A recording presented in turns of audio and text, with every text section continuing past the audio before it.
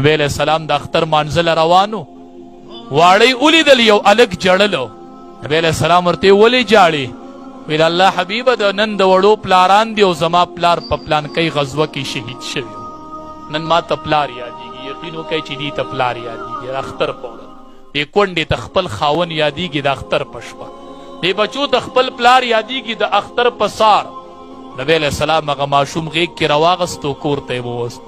دلته صحابه په تمه دي، وایي موږ له به د اختر مونځ امام الانبیا پړاوی.